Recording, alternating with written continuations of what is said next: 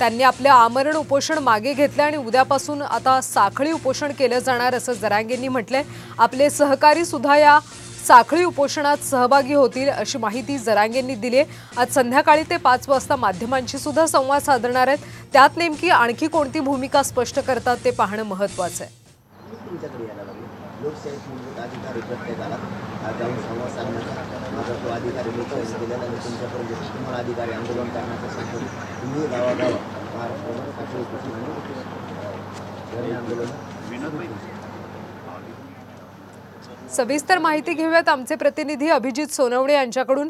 अभिजित, आता त्यांनी जरांगेंनी उपोषण मागे घेतले आणि उद्यापासून साखळी उपोषण करणार अशी भूमिका स्पष्ट केली। नेमकं काय घडतंय अंतरवाली सराटीत? नुकतंच जरांगेंनी आपण 17 दिवसापासून जे आमरण उपोषण सुरू केलेलं होतं ते उपोषण आपण आज स्थगित करत असल्याचं जाहीर केलेलं आहे आणि गावातल्याच महिलांकडून पाणी पिऊन ते आपलं उपोषण पुढच्या काही वेळामध्ये सोडतील आणि त्यांचं आमरण उपोषण जरी ते स्थगित करत असले तरी देखील अंतरवली सराटीमध्ये साखळी उपोषण आणि धरणे आंदोलन जे आहे ते उद्यापासून सुरू राहील। राज्यामध्ये देखील अशाच पद्धतीने मराठा समाजाने साखळी उपोषण धरणे आंदोलन करावं अशा पद्धतीची भूमिका त्यांनी घेतलेली आहे आणि एकंदरीत आपण जर बघितलं तर अंतरवली सराटीमध्ये संचारबंदी जमावबंदी लागू करण्यात आलेली आहे। त्यामुळे लोकांना त्यांना भेटायला या ठिकाणी अंतरवलीमध्ये येता येत नाही। त्यामुळे उद्या पुढचे 1 ते 2 दिवस हॉस्पिटलमध्ये उपचार घेऊन मी पुन्हा एकदा महाराष्ट्राचा दौरा करेन। लोकांना इथे येता येत नाही त्यामुळे मी स्वतः गावागावात जाऊन लोकांना मराठा समाजातल्या लोकांना भेटेन आणि आंदोलनाची पुढची दिशा जी आहे ती आपण सगळ्यांनी मिळून ठरवू अशा पद्धतीचं आता त्यांनी जाहीर केलेलं आहे। आणि एकूणच पुढच्या 2 ते 3 दिवसानंतर पुन्हा एकदा मनोज जरांगे पाटील हे महाराष्ट्राच्या दौऱ्यावर निघणार आहेत। गावागावात जाऊन मराठा समाजातल्या लोकांशी ते संवाद साधतील आणि आंदोलनाची नेमकी पुढची दिशा काय असावी या संदर्भात देखील सर्वांशी ते चर्चा करणार आहेत।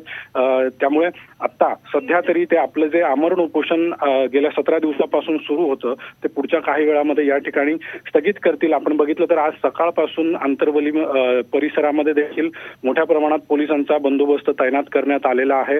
जमावबंदी लागू करण्यात आलेली आहे। त्यामुळे लोकांना या ठिकाणी त्यांच्याकडे उपोषणाच्या ठिकाणी येता येणं शक्य नाहीये आणि त्यामुळेच आता मनोज जरांगे पाटील यांनी जर लोकांना या ठिकाणी येता येत नसेल तर मी स्वतः गावागावात जाऊन पुढच्या आंदोलनाची दिशा कशी असावी, कारण सगळे सोयऱ्यांचा जो मुद्दा आहे तो ती मागणी जी आहे ती कायम आहे। त्यामुळे जोपर्यंत सगळे सोयऱ्यांचा अध्यादेश निघत नाही आणि ओबीसी मधून आरक्षण मिळत नाही तोपर्यंत आंदोलन सुरूच राहील अशा पद्धतीची स्पष्ट भूमिका त्यांनी मांडलेली आहे। आणि त्यामुळे आता पुढच्या काळामध्ये पुढच्या 2 ते 3 दिवसानंतर राज्यातल्या गावागावात जाऊन मराठा समाजाशी बोलून मग आंदोलनाची पुढची दिशा ते ठरवणार आहेत। अभिजित, आज संध्याकाळी 5 वाजता सुद्धा ते माध्यमांशी बोलणार आहेत असं ते म्हणाले।